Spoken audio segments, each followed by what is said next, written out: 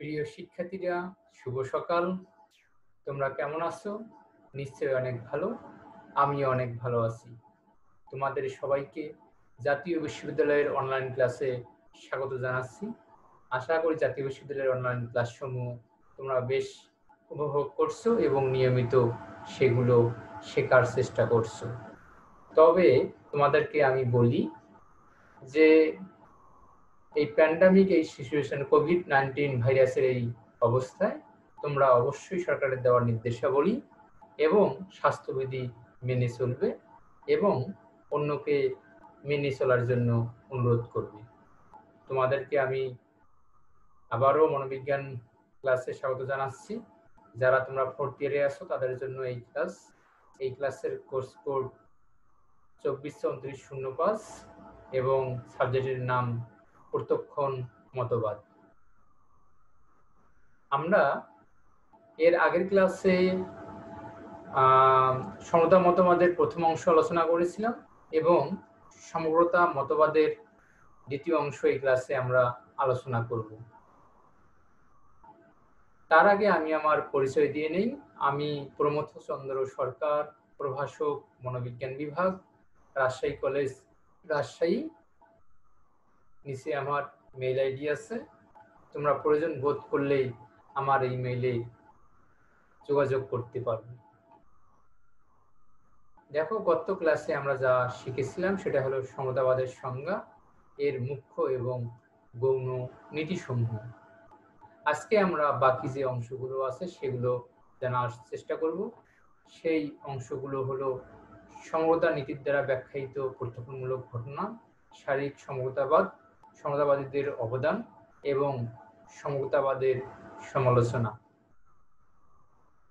দেখো যে ভালো আকৃতি, এর আগে আমরা যে বিষয়গুলো বললাম তারপরে যে অংশটুকু আসলে ছিল সেটা হলো ভালো আকৃতির নীতি, প্রিন্সিপাল অফ গুড ফর্ম। এই নীতিতে বলা হয়েছে আমাদের প্রত্যক্ষণ যতদূর সম্ভব একটি ভালো আকৃতি ধারণ করে। তোমরা এর আগে জেনেছো প্রত্যক্ষণের সুনিশ্চিতকরণ। আমরা দেখেছি যে প্রত্যক্ষণের সুনিশ্চিতকরণের কারণে আমরা এলোমেলো জিনিসকে সাজালো গোছালো ভাবে আমাদের মস্তিষ্কের মাধ্যমে আমরা জেনে থাকি। তো এর কিছু নীতি আছে, সেগুলোর মধ্যে সাদৃশ্য, নৈকট্য, উত্তম ধারাবাহিকতা, সাধারণ পরিণতি, শূন্যতা পূরণ ইত্যাদি ইত্যাদি। অবশ্য আমরা কয়েকটা স্লাইড পরেই এগুলো চিত্র সহকারে দেখার এবং জানার চেষ্টা করব। তো প্রিয় শিক্ষার্থী, এরপরে আরেকটা নীতি ছিল স্থান পরিবর্তন অথবা নমনীয়তা। দেখো, এই নীতির মূল বক্তব্য হলো যে প্রত্যক্ষিত উদ্দীপকগুলোর আকারের সাথে যদি ও সামঞ্জস্যপূর্ণ, তারপরও নিজেদের সত্তা না হারিয়ে যথেষ্ট পরিমাণ পরিবর্তিত হতে পারে। আবার দেখো যে হয়তোবা উদ্দীপকগুলো কেমন আছে, উদ্দীপকগুলো হয়তোবা দেখতে একই রকম। এর আগে যেটা উদাহরণ আমি দিয়েছিলাম যে দেশের মানচিত্র দেখতে হয়তোবা একই রকম, কিন্তু সত্যি কি এক দেশ আর দেশের মানচিত্র কি এক, তা কিন্তু নয়। সেই জন্য তারপরও তারা নিজের সত্তা না হারিয়ে কি যথেষ্ট পরিমাণ পরিবর্তিত হতে পারে। এখানে দেখো একটা উদাহরণ দেওয়া আছে যে এক টুকরা রাবারের উপর নকশা অঙ্কন করে রাবারটিকে বড় করলে নকশার ছাপ কিন্তু একই হবে এবং দেখতে কিন্তু বড় হবে। সত্যিকার অর্থে আগের জিনিস আর পরের জিনিস কি এক, তা কিন্তু নয়। তারপরেও আমরা কিন্তু আগের জিনিসের মতোই কিন্তু এটাকে ধরে নেই। মনে করো এটা একটা ত্রিভুজ, এই ত্রিভুজটা কিন্তু কি এইরকমও কিন্তু হতে পারে। ধরলাম যে এটা আর এটা হলো কোণগুলো সমান, কিন্তু এটার এর ক্ষেত্রফল আর এর ক্ষেত্রফল কি সমান হবে, তা কিন্তু নয়। হয়তোবা এর অনুপাত সমান হবে, যেমন বাহুর দিকে অনুপাতগুলো সমান হতে পারে, এই বাহুর সাথে এই বাহু এবং এই বাহুর সাথে এই বাহু। আবার এই কোণগুলো এই কোণের সাথে এই কোণ, এই কোণের সাথে এই কোণ এবং এই কোণের সাথে এই কোণ, এগুলো হলো কি এ হতে সমান হতে পারে, অনুপাত ঠিক হতে পারে, কিন্তু সত্যিকার অর্থে দুটো কিন্তু সর্বসম নয়। দেখো যে অতএব আমরা বলতে পারি আমাদের প্রত্যক্ষণ সবসময় নমনীয়। একটি মানচিত্রটিকে ছোট বা বড় যে কোনো আকারের তৈরি করা হোক না কেন তা একই মানচিত্র বোঝাবে। একইভাবে আমাদের প্রত্যক্ষণের উপাদানগুলো পরিবর্তন করলেও একই প্রত্যক্ষণের সৃষ্টি হবে। অবশ্য এই পরিবর্তনের একটা সীমা আছে, এর বাইরে গেলে প্রত্যক্ষণ সম্পূর্ণ পরিবর্তন হয়ে যাবে। উপাদানগুলোর স্থান ও সময়ের তুলনামূলক সম্পর্ক নষ্ট না করে উদ্দীপক নকশাকে পরিবর্তন না করলেও প্রত্যক্ষণ অপরিবর্তনীয় থাকবে। দেখো, স্থান ও সময়ের তুলনামূলক সম্পর্ক নষ্ট না করে উদ্দীপকের নকশা যদি আমরা পরিবর্তন না করি তাহলে কিন্তু এটা অপরিবর্তনীয় থাকবে। আর এটা যদি করি আমরা তাহলে কি প্রত্যক্ষণ অবশ্যই পরিবর্তিত হবে। দেখো যে সংগঠনের নীতি আবার উদ্দীপক বস্তু ঘটনার কয়েকটি বৈশিষ্ট্য বা নীতি দ্বারা গঠিত। এখানে আমি 7টা নীতি উল্লেখ করেছি। একটা হলো নৈকট্যের নীতি, সাদৃশ্যের নীতি, ধারাবাহিকতা নীতি, বিশেষ পরিস্থিতি, ভাগ পূরণ, প্রতিসাম্য এবং সাধারণ ধর্ম। দেখো যে proximity means নিয়ারনেস in space time or relationship. নৈকট্য কি? কোনো কিছুর হলো কাছাকাছি থাকা, এটা হলো কোনো স্থান, সময় বা অন্য কোনো সম্পর্ক হতে পারে। The law of proximity state that, the law of proximity বর্ণনা করে যে when objects appears close to one another they tend to be perceived as a group। যখন অনেকগুলো বিষয়বস্তু কাছাকাছি জায়গায় থাকে তাদেরকে একসাথে প্রত্যক্ষণ করার একটা ব্যাপার লক্ষ্য করা বা ট্রেন্ড লক্ষ্য করা যায়। Things which are close together in a space of time they tend to be perceived as a group together। বলছে যখন বস্তুগুলো একসঙ্গে হলো থাকে সময়ের ভিত্তিতে বা স্থানের ভিত্তিতে তখন আমরা একটা হলো দলবদ্ধ আকারে প্রত্যক্ষণ করি। দেখো যে the food mobile logo we can see A group of single objects. তো ফুড মোবাইল আসলে একটা খাবারের দোকান, তাদের একটা লোগো আছে। আর সত্যিকার অর্থে আমরা কি দেখছি যে ভিন্ন ভিন্ন অনেকগুলো এখানে খাদ্যদ্রব্য আমরা দেখছি। রিপ্রেজেন্ট টাইপ অফ ফুডস, বিভিন্ন ধরনের খাদ্যকে রিপ্রেজেন্ট করছে, যেমন রুটি, মাছ, শাকসবজি, যা হলো নির্দিষ্টভাবে কিন্তু এখানে দেখা যাচ্ছে।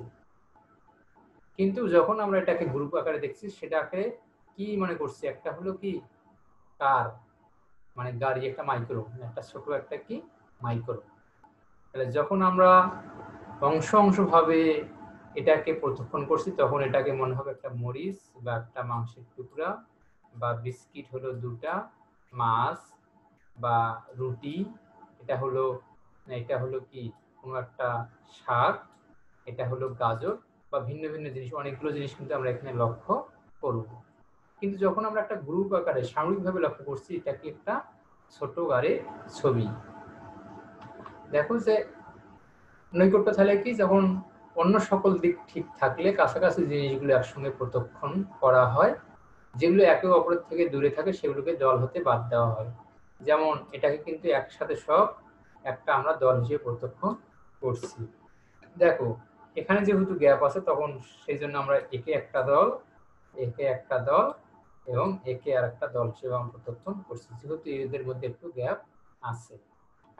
এরপরে দেখো যে সাদৃশ্য, যে জিনিসগুলো দেখতে একই রকম সেইগুলো একত্রে একটি দল হিসেবে গঠন করে। তাহলে যেগুলো দেখতে একই রকম হবে তাদের আমরা একসাথেই প্রত্যক্ষণ করার চেষ্টা করব। অনেকগুলো বিভিন্ন ধরনের জিনিস একসাথে থাকলেও একই ধরনের জিনিসগুলোকে একত্রে প্রত্যক্ষণ করা হয়। তো দেখো যে এই যে কালো ডট বা বৃত্ত যদি আমরা কথা বলি সেগুলো কিন্তু আমরা একটা লাইন হিসেবে প্রত্যক্ষণ করছি। আবার দেখো যে এখানে যে ছোট ছোট বর্গক্ষেত্রগুলো আছে সেটাতে আমরা একটা লাইন হিসেবে প্রত্যক্ষণ করছি। তাহলে একই ধরনের জিনিসগুলোকে আমরা একইভাবে প্রত্যক্ষণ করছি। The law of similarity captures the idea that when we look at objects that are similar to each other, we tend to group them together. Our brains quickly identify patterns faster than the separate parts of the pattern. তো দেখো যে এখানে বলছে যে যে জিনিসগুলো দেখতে হলো একই রকম তাদেরকে আমরা একটা দলবদ্ধভাবে একসাথে প্রত্যক্ষণ করি। আমাদের মস্তিষ্ক এক ধরনের জিনিসগুলো দ্রুত হলো প্রত্যক্ষণ করতে পারে, যদি এগুলো সেপারেট ভাবে থাকে তাহলে প্রত্যক্ষণ করতে সময় লাগে। The way we group things together based on similar aspects, এর লুক হতে পারে, সাউন্ডের দিক থেকে হতে পারে, টেক্সচার এবং টেস্টের দিক থেকে হতে পারে। We group things that are alike, যেগুলো জিনিস দেখতে একই রকম তাদেরকে আমরা একটা গ্রুপ বা দলে ধরে নিয়ে থাকি। যেমন দেখো এখানে কিছু হলো নীল রঙের ডট আছে, সেগুলোকে আমরা একটা দলে, যেগুলো সাদা রঙের ডট আছে সেগুলোকে আমরা অন্য একটি দলে বিবেচনা কিন্তু করছি। এখানে দেখো যেগুলো গাছ দেখতে একই রকম তাদেরকে আমরা একটি দলে, এবং যেগুলো দেখতে অন্য রকম সেগুলোকে আমরা অন্য দলে ফেলছি। এখানেও কিন্তু ব্যাপারটা তাই।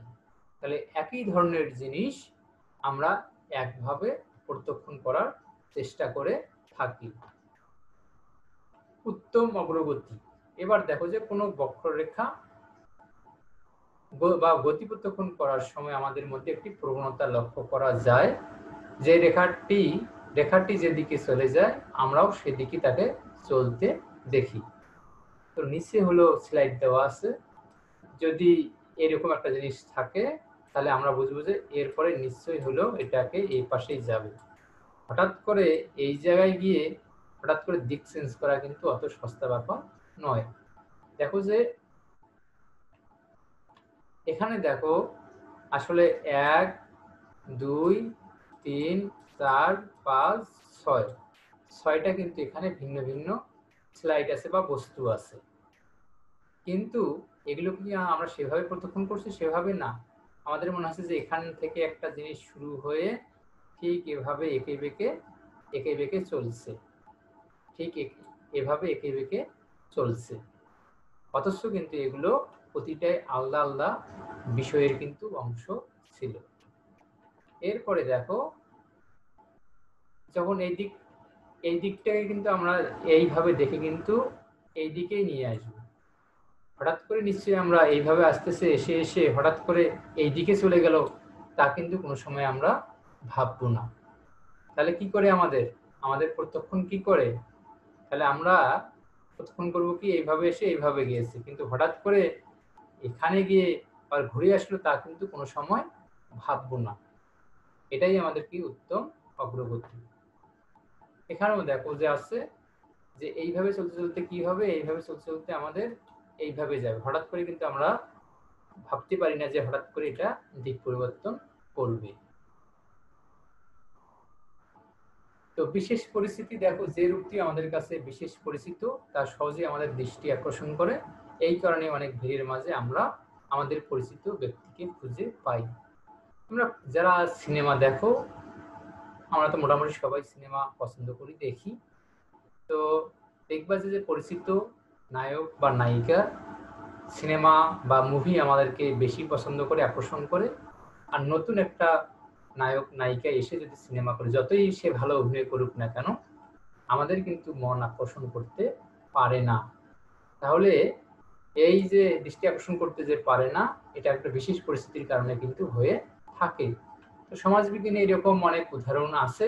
উদাহরণের মধ্যে যে কি পরিচিত গায়কের গান সবচেয়ে ভালো লাগে, আর অপরিচিত গায়ক যতই ভালো গান গাক না কেন সেটা কিন্তু আমাদের অত ভালো লাগে না।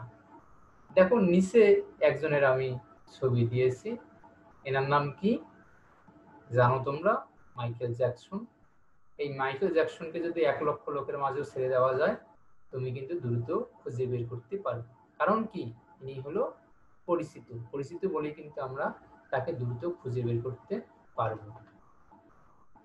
এখন পূর্ণকরণ বা ভাগ পূরণ। দেখো যে প্রত্যক্ষণের আরেকটি গুরুত্বপূর্ণ বৈশিষ্ট্য হলো যে প্রত্যক্ষণের ক্ষেত্রে কোনো শূন্যস্থান থাকলে তা পূর্ণ হয়ে যায়। আমাদের মস্তিষ্ক কি করে, কোথাও যদি গ্যাপ থাকে তাহলে আমাদের যে অভিজ্ঞতা, আগের অভিজ্ঞতায় যে একটা কাঠামো আছে বা আকার আছে, সেই অনুযায়ী সেটাকে পূর্ণ করে নেয়। যেমন বলি যে বলো কি এটা,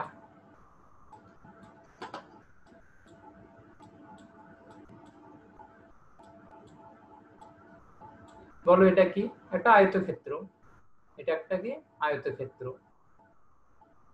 তো সত্যিকার আয়তক্ষেত্র হয়েছে? অবশ্যই না। আয়তক্ষেত্র হতে গেলে কি করতে হবে? 4টা বাহু লাগে। কটা বাহু? 4টা বাহু লাগে এবং 4টে 90 ডিগ্রি কোণ লাগে। কিন্তু এখানে কি সত্যিকার 4টে বাহু এবং কোণ উৎপন্ন হয়েছে? হয়নি। কিন্তু যেহেতু আমরা আগে থেকে চিনি এটা একটা আয়তক্ষেত্র, তাই আমরা কিন্তু বলে দিচ্ছি আয়তক্ষেত্র। তো ব্যাপারটা হলো তাই, দেখো যে নিচে একটা ছবি দেওয়া আছে, ছবিটা দেখে তোমরা বুঝতে পারবো। এই ছবিতে কি দেখতে পাচ্ছ? দুটো আমরা ত্রিভুজ দেখছি এবং 3টা বৃত্ত দেখছি। সত্যিকার অর্থে এখানে কোনো বৃত্ত নাই বা ত্রিভুজও কিন্তু নাই। তাহলে মস্তিষ্ক আমাদের যেহেতু অভিজ্ঞতা আগে থেকে বৃত্ত এবং ত্রিভুজ মাথায় জমানো আছে, তাই আমরা দেখো যে একটা বৃত্ত, 2টা বৃত্ত এবং 3টে বৃত্ত দেখছি। আর এই সাদা অংশটাকে একটা ত্রিভুজ দেখছি এবং কালো এই অংশটাকে আরেকটা ত্রিভুজ দেখছি। তাহলে কি করে আমাদের মস্তিষ্ক অনেক কিছু গ্যাপ থাকলেও সেই গ্যাপটাকে পূরণ করে নেয়। এই দেখো পূর্ণকরণ, the law of closure captures the idea that when we see incomplete elements in a visual, our brain tend to fill in the gaps and see it as a whole. তখন আমাদের মস্তিষ্ক সেই গ্যাপটাকে পূর্ণ করে নেয় এবং একটা সমগ্র হিসাবে লক্ষ্য করে। For example, when an object is not complete but there is still enough information for the shape, যখন একটা আকৃতির জন্য যথেষ্ট পরিমাণ তথ্য আছে to be indicated, the brain will complete the missing info. The brain does this in order to increase consistency. আরেকটা হলো অন্যতম বৈশিষ্ট্য কি? প্রতিসাম্য। যে সকল জিনিস সুষম বা সামঞ্জস্যপূর্ণ তারা একত্রে দলবদ্ধ হয়ে প্রতীক্ষিত হয়, কিন্তু যে সকল জিনিস অসম বা অসামঞ্জস্যপূর্ণ তারা একত্রে প্রতীক্ষিত হয় না। যেমন এদিকে একটা প্রজাপতির ছবি, এখানে কিন্তু ব্যালেন্স আছে দুই দিকে। যদি এইভাবে আমরা একটা রেখা টানি দেখবো যে এ পাশে 50%, এ পাশে 50%। তাহলে এই প্রতিসাম্য জিনিসগুলো আমাদের কিন্তু আকৃষ্ট করে। এটাও কিন্তু হলো প্রতিসাম্য, দুদিকে ব্যালেন্স আছে, এটাও কিন্তু প্রতিসাম্য। অনেক জিনিস যেগুলো হলো প্রতিসাম্য না, ধরলাম কোথায় কি আছে ঠিক নাই, সেগুলো কিন্তু আমাদের সহজে দৃষ্টি আকর্ষণ নাও করতে পারে। সাধারণ ভাগ্য, দেখো প্রত্যক্ষণ করার সময় আমাদের মধ্যে আরেকটি প্রবণতা লক্ষ্য করা যায়, সেটি হলো একই দিকে চলে বা একই সাধারণ দিকে পরিবর্তন সাধিত হয় উক্ত জিনিসগুলোকে আমরা একই সাথে প্রত্যক্ষণ করি। দেখো যে রেখাগুলো আমরা এই দিকে দেখছি তাদেরকে একসাথে আমরা প্রত্যক্ষণ করব, আর যে রেখাগুলো এইভাবে দেখছি সেগুলোকে আমরা আরেকভাবে প্রত্যক্ষণ করে থাকব। এটাই হলো সাধারণ ভাগ্য, যারা একদিকে যায় তাদেরকে আমরা একইভাবে প্রত্যক্ষণ করে থাকি। দেখো এখানে একটা ইলিউশনের ছবি দেওয়া আছে, কি দেখতে পাচ্ছ? একটা কি শেয়াল জাতীয় কোনো প্রাণী, তাই না? কিন্তু তোমরা সাদা অংশের উপর ভালো করে মনোযোগ দাও, দেখবা যে একটা ছেলের ছবি দেখতে পারবা। আর যদি এই কালোর উপর যদি তোমরা ভালো করে মনোযোগ দাও তাহলে কি একটা শেয়াল জাতীয় কোনো প্রাণীর বা নেকড়ের একটা কিন্তু ছবি দেখতে পারবা। ল অফ ট্রান্স, দেখো আমরা কি দেখছি এখানে? আমরা দেখছি যে 1 2 3 4 5টা এখানে 5টি রঙের বৃত্ত আছে। তোমরা জানো যে এটা আমাদের অলিম্পিকের চিহ্ন। খুব সাধারণ, আমরা খুব সহজেই বলে ফেললাম যে এখানে 5টা বৃত্ত আছে। কিন্তু যাদের সম্পর্কে বৃত্ত সম্পর্কে ধারণা নাই, তুমি কিন্তু খুব দ্রুত কি করতে, এই 1 2 3 4 5 তুমি কিন্তু দ্রুত হলে 5টা এভাবে আঁকিয়ে ফেলতে। কিন্তু যাদের মস্তিষ্কে কিন্তু এই বুদ্ধি নাই, সে কিন্তু এইভাবে আট করবে না। সে আট করবে কিভাবে বলি, এইভাবে দিল, মনে করো যে নীল রঙেরটার ভিতরে যেটা, তারপরে সেটা এইভাবে দিল, তারপরে এইভাবে আট করলো। যেমন তুমি এখন সহজে ক লিখতে পারো, খ লিখতে পারো, পরীক্ষার খাতায় 4 ঘন্টায় তুমি অনেক কিছু লিখতে পারো, কিন্তু যারা এখনো অশিক্ষিত, পড়াশোনা খুব কম জেনেছে, দেখবা যে তারা স্বাক্ষর করতে গিয়েও কিন্তু অনেক সময় লাগে। কারণ তারা কিন্তু এই কাঠামোগুলো কিন্তু জানে না, বনের কাঠামোগুলো কেমন সেটা কিন্তু জানে না। আমরা বৃত্তের কাঠামো জানি বলে আমাদের কাছে এতগুলো সহজ লাগতেছে, খুব সহজেই আমরা বলতেছি যে এখানে 5টা বৃত্ত আছে এবং দ্রুত আমরা কিন্তু 5টা বৃত্ত তৈরি করে ফেলতে পারি। কিন্তু সত্যিকার অর্থে যারা বৃত্ত সম্পর্কে কোনো ধারণা নাই, তারা কিন্তু এটা সহজে করতে পারবে না, অনেক সময় লাগবে। যেমন অশিক্ষিত লোকের স্বাক্ষর দিতে গিয়ে অনেক সময় লাগে, এবং আমরা দেখবো যে আমরা যেভাবে ক খ গ ঘ লিখি বা ABCD লিখি, তারা কিন্তু একইভাবে কখনোই কিন্তু লেখে না। দেখো এটা একটা চতুর্ভুজ আছে, মানে একটা বর্গক্ষেত্র আছে আর একটা হলো ত্রিভুজ আছে। কিন্তু যাদের মধ্যে ত্রিভুজ এবং চতুর্ভুজ সম্পর্কে ধারণা নাই, তারা কিন্তু এটা অত সহজে আর্ট করতে পারবে না। সে হয়তোবা এইটা জিনিস আর্ট করতে গিয়ে অনেক কষ্ট হবে। ঠিক একইভাবে আমরা যখন পরীক্ষার খাতায় অনেক সময় চিত্র আর্ট করি, যারা অনেক বেশি অভ্যস্ত তারা কিন্তু দ্রুত সেই চিত্রটা আর্ট করতে পারে, কিন্তু যারা অভ্যস্ত না, আগে থেকে অনুশীলন করেনি, তারা কিন্তু খুব সহজেই চিত্রটা আর্ট করতে পারবে না।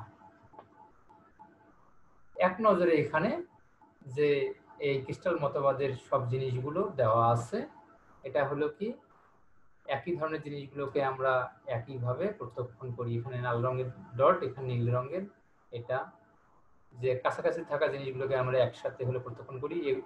এগুলো একসাথে আছে, আবার এই পাশের এগুলো একসাথে আছে। যে উত্তম অগ্রগতি যে এইভাবে এটা হতে পারে, যে এটা একটা সত্যিকারের চতুর্ভুজ না হলেও এটাকে আমরা চতুর্ভুজ হিসেবে দেখতে পারি। আর এই তো দেখো যে সমতা নীতির দ্বারা ব্যাখ্যায়িত প্রত্যক্ষণমূলক ঘটনা। দেখো যে ফাই ফেনোমেনা ঘটনার মূল বক্তব্য হচ্ছে এখানে গতি প্রত্যক্ষণ করা হয় যদিও উদ্দীপকটি গতিশীল নয়। ওকে, আবার জেনে নাও। দেখো যে সমতার নীতি কিন্তু প্রত্যক্ষণমূলক ঘটনাগুলোকেই বেশি করে ব্যাখ্যা করেছেন বা বেশি করে ব্যাখ্যা দিয়েছেন। তো এখানে আমরা কি কিছু কিছু জিনিসকে গতিশীল হিসেবে দেখি, সত্যিকার অর্থে সেগুলো কিন্তু গতিশীল নয়। যেমন আমরা যখন ট্রেনে চড়ে যাই, তখন দেখি যে ট্রেনের কাছের ঘর বাড়ি বা গাছপালাগুলো খুব দ্রুত ট্রেনের পিছন দিকে চলে যাচ্ছে, কিন্তু অনেক দূরের বাড়ি ঘরগুলো ট্রেনের সঙ্গে সঙ্গে এগিয়ে চলছে।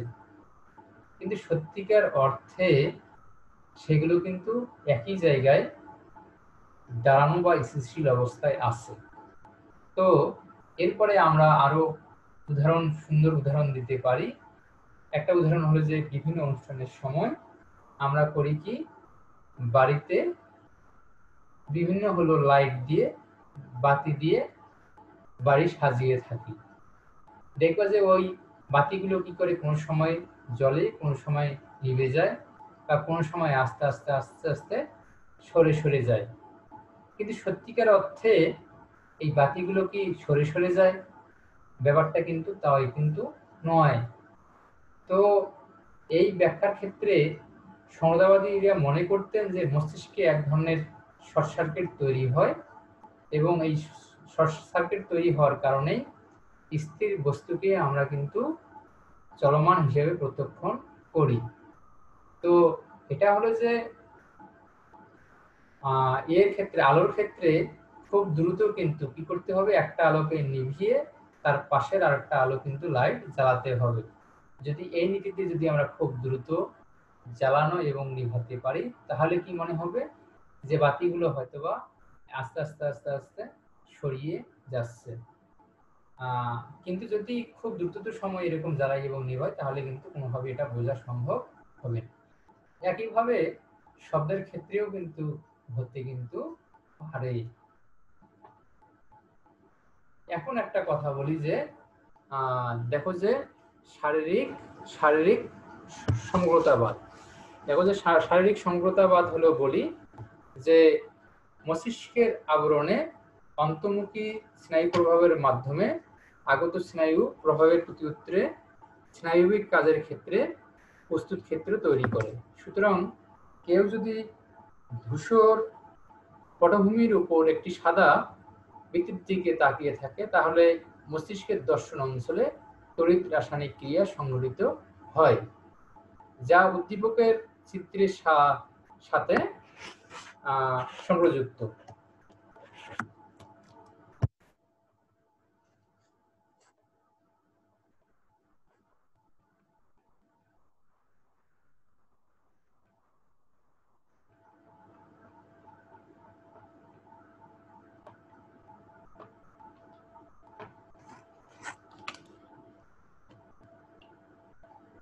তো প্রিয় শিক্ষার্থী, একটু কারিগরি ত্রুটি দেখা দিয়েছিল, এই জন্য দুঃখ প্রকাশ করে নিচ্ছি। দেখো যে মস্তিষ্ক আস্তরণে শক্তিশালী তড়িৎ বৃত্তকে তার পটভূমি হিসেবে আলাদা করে রাখে এবং এর ফলে টিস্যু এর পার্শ্ববর্তী স্থানে প্রচ্ছন্ন ক্ষমতার পার্থক্য হেতু মস্তিষ্কের আস্তরণে একটি রাসায়নিক স্নায়বিক ছবির পটভূমি তৈরি হয় এবং স্নায়বিক ছবির পটভূমি বাস্তব ছবির পটভূমির একই রকম কিন্তু হয়ে থাকে। তো মস্তিষ্কের ক্ষেত্র মতবাদ হতে এই সিদ্ধান্তে উপনীত হওয়া যায় যে মস্তিষ্ক আবরণে তড়িৎ ক্ষেত্র সৃষ্টি হয়ে অনেকক্ষণ চালু থাকে, তাহলে এই ক্ষেত্রের অনেক কিছু পরিবর্তন হতে থাকে। কোনো রাসায়নিক দ্রব্য সংগৃহীত হতে পারে, কোনো আচ্ছাদন পোলারাইজ হতে পারে, এর ফলে একই দিকে ধাবিত বিদ্যুৎ প্রবাহ বাধাপ্রাপ্ত হতে পারে এবং এর দিকও পরিবর্তন হতে পারে।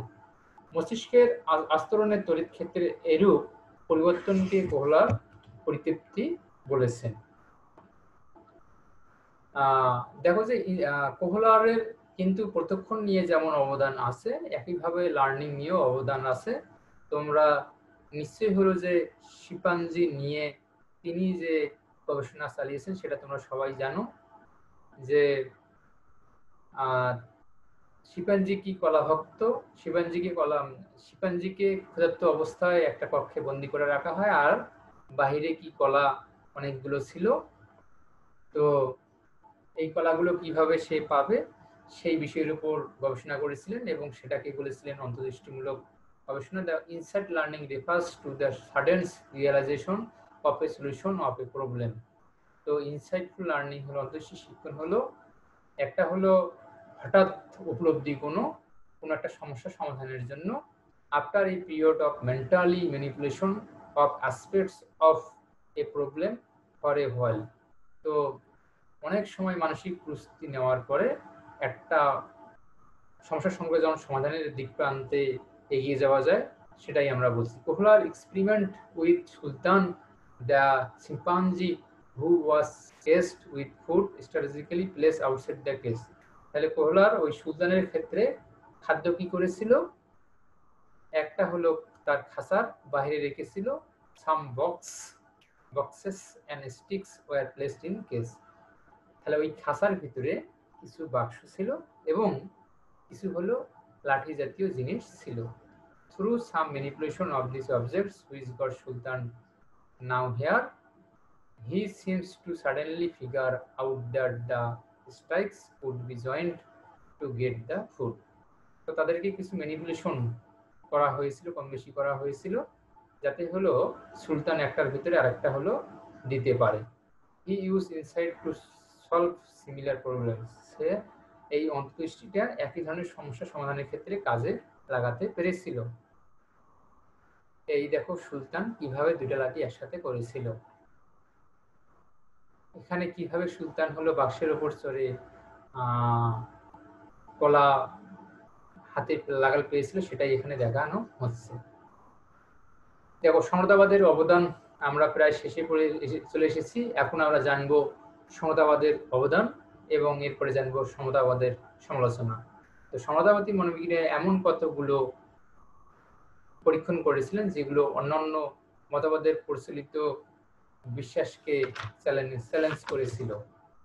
তো দেখো যে বলি যে সুপ্ত শিক্ষণ সম্পর্কে তারা কিছু গবেষণা করেছিল, যেটা হলো যে অন্যান্য মতবাদের কিন্তু ব্যাপক সমস্যা তৈরি করেছিল।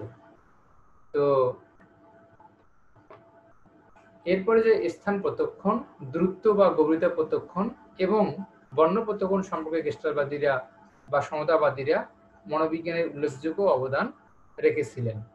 দেখো, কোহলারের পরীক্ষণ থেকে দেখা যায় যে রং প্রত্যক্ষণের একটি সম্প্রজাত অভিজ্ঞতা এবং স্থায়ী উদ্দীপনার উপর মোটের উপর নির্ভর করে না।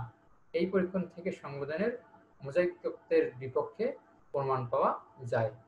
দেখো, জোহানসন কর্তৃক পরিচালিত কতগুলো গবেষণায় প্রমাণ পাওয়া যায় যে গতির প্রত্যক্ষণ সামরিক ক্ষেত্রের বৈশিষ্ট্যের উপর নির্ভর করে। দেখো, সাম্প্রতিককালে ল্যান্ড বর্ণ প্রত্যক্ষণ সম্পর্কে যেসব তথ্য সংগ্রহ করেছেন তাতে সমতাবাদের সমর্থন পাওয়া যায়। বিভিন্ন রঙের বস্তু বিভিন্ন ধরনের আলোর অংশ বিশেষ প্রতিফলন করে, সুতরাং বিভিন্ন ধরনের ফিল্টারের ভিতর দিয়ে নেগেটিভ ছবিকে আলোকিত করা হয়, তাহলে উক্ত বর্ণগুলোর বর্ণ সম্পর্কে তথ্য পাওয়া যায়। ল্যান্ড কি এখানে বলছেন, ল্যান্ড বলেছেন যে যে বর্ণ সম্বন্ধে তথ্য আসে আলোর প্রতিফলন থেকে। একসময় বলা হতো যে চোখ থেকে বস্তুতে যখন আলো যায় তখন আমরা বস্তু দেখতে পারি, কিন্তু ল্যান্ড বলেছেন যে বর্ণ সম্বন্ধে তথ্য আসে আলোর প্রতিফলন থেকে, তাহলে বর্ণের মধ্যে কোন রংটা থাকবে সেটাই আমরা কিন্তু দেখতে পারবো। কোহলার একটি সান্ত্বনা নিয়ে মারা যেতে পেরেছিলেন যে তার অংশ সমতার নীতি অন্তত তাত্ত্বিকভাবে সকলের সমর্থন লাভ করেছিল, তাছাড়া সকলেই তার সমসাময়িকতার নীতি সমর্থন করেন। দেখো যে পরীক্ষণমূলক এটা করতে পারুক আর না পারুক, কমপক্ষে তত্ত্বগতভাবে সবাই এটা মেনে নিয়েছিল। তার আরো একটা নীতি ছিল যে সমসাময়িকতার নীতি, এটাও কিন্তু সবাই সমর্থন করেছিল। স্মৃতি, ভাষাগত শিক্ষণ, প্রত্যক্ষণ ইত্যাদি ক্ষেত্রে সমগ্রতাবাদীরা নতুন করে আগ্রহ সৃষ্টি করতে পেরেছিলেন।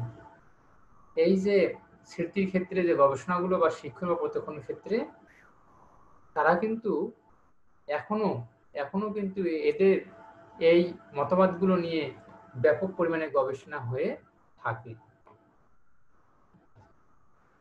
কোনো তত্ত্ব সঠিক হবে কিনা সেটা হলো ভবিষ্যতের বিষয়, কিন্তু এই বিষয়ে কোনো সন্দেহ নেই যে ল্যান্ডের পরীক্ষণে রং প্রত্যক্ষণের সামরিক ক্ষেত্রে বৈশিষ্ট্য প্রভাব লক্ষণীয়, যা এই মতবাদের প্রতি সমর্থন সূচক। সমতাবাদের প্রয়োজন সাধনকারী একটি ব্যর্থ মতবাদ নয়, যেমন ছিল কাঠামোবাদ, বরং সমতাবাদ এখনো সক্রিয় এবং জীবন্ত। দেখো যে সমতাবাদ কিন্তু আগে যেমন টিকে ছিল এখনো টিকে আছে এবং ভবিষ্যতে কিন্তু টিকে থাকবে, কারণ সমতাবাদ নিয়ে বা তাদের পদ্ধতি ব্যবহার করে এখনো কিন্তু ব্যাপক পরিমাণে গবেষণা হয়ে থাকে। এবার আমরা জেনে নিব সমালোচনা। যখন হলো ভালো কিছু থাকবে তার সাথে সমালোচনাও থাকবে। সমালোচনা থাকা অস্বাভাবিক না, যত একটা ভালো মতামত হোক না কেন। সমতাবাদ একটি গুরুত্বপূর্ণ ধারণা সংগঠন হলেও এই ধারণাটি পরীক্ষণের উপযোগী ভাষায় প্রকাশ করা হয়নি। তাহলে এখানে কি পরীক্ষণের ভাষার সমস্যা ছিল? এই মতবাদে এমন কোনো পদ্ধতি বা প্রণালী উপস্থাপন করা হয়নি যার পূর্ব অনুমানের ক্ষমতা আছে। তাহলে কিছু ঘটনা দেখে আমরা অনুমান করতে পারি বা সাধারণীকরণ করতে পারি, কিন্তু এই ক্ষেত্রে সেটা ছিল না। সমতাবাদে কার্ট লুইন ক্ষেত্র শব্দটি ব্যবহার করেছেন, কিন্তু শব্দটিকে পরিষ্কারভাবে সংজ্ঞায়িত করতে পারেননি। দেখো যে আমরা কার্ট লুইনের ক্ষেত্র মতবাদ সম্পর্কে জানি, একটা সুন্দর মতবাদ, কিন্তু তিনি ক্ষেত্রটা কোন অর্থে ব্যবহার করেছিলেন তার ব্যাখ্যা বিশ্লেষণ সঠিকভাবে পরিষ্কারভাবে করে যেতে পারেননি। সমতাবাদীরা যে সকল পরীক্ষণ করেছেন তা অনিয়ন্ত্রিত, পরিমাণ ভিত্তিক নয়, এমনকি পরিসীমান ভিত্তিক নয়। তাহলে কি যে এগুলো সেইভাবে নিয়ন্ত্রণ করা হয়নি, পরিমাণগত দিকেও বিবেচনা করা যায় না, এবং পরিসংখ্যানের সূত্রগুলো কিন্তু এর উপর অ্যাপ্লাই করা যায় না।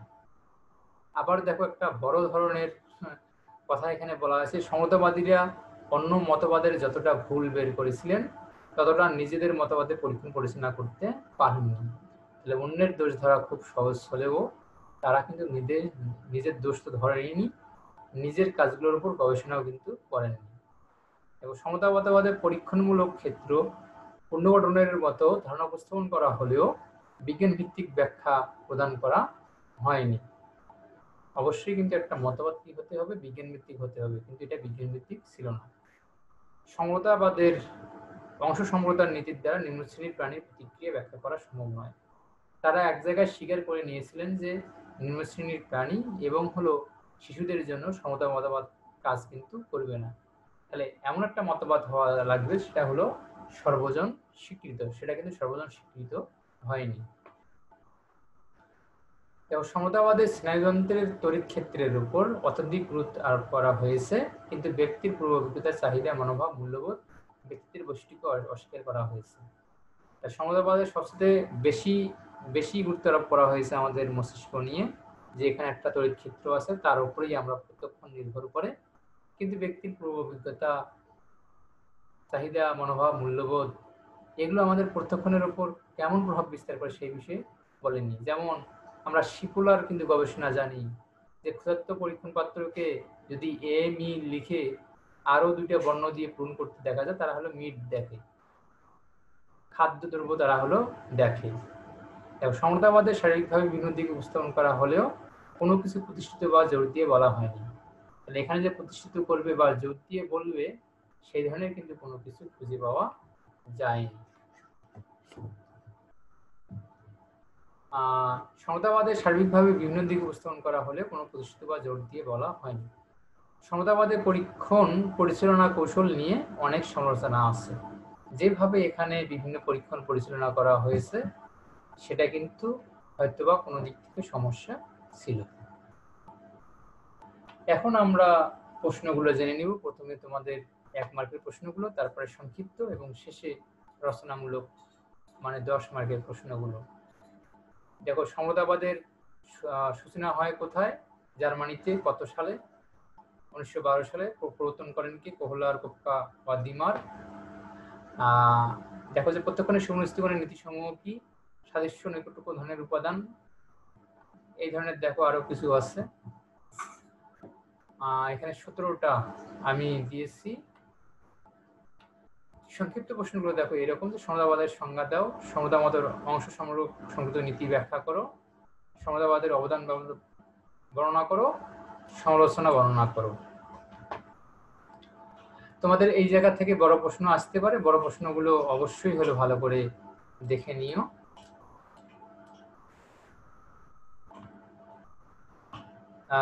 তো আমরা আজকে এই বিষয়গুলো, এই চ্যাপ্টার থেকে এই বিষয়গুলো জেনেছিলাম আমরা। তো প্রিয় শিক্ষার্থী, তোমরা আরো ভালো করে পড়তে হলে তোমরা এই বইগুলো ভালো করে পড়তে পারো। আশা করি তোমরা এই বইগুলো পড়লেই ভালোভাবে প্রিপারেশন নিতে পারবে। তো প্রিয় শিক্ষার্থীরা, তোমাদেরকে আবারও আমি ধন্যবাদ জানাচ্ছি। আমি জানি যে তোমরা অনেক কষ্ট করে আমার সাথে ছিলা, আমার ক্লাস মনোযোগ সহকারে পড়ার চেষ্টা করেছো। আশা করি আগামী ক্লাসে তোমাদের সাথে আবার দেখা হবে। ততক্ষণ পর্যন্ত তোমরা সবাই ভালো থাকো, সুস্থ থাকো, এই শুভকামনা করি।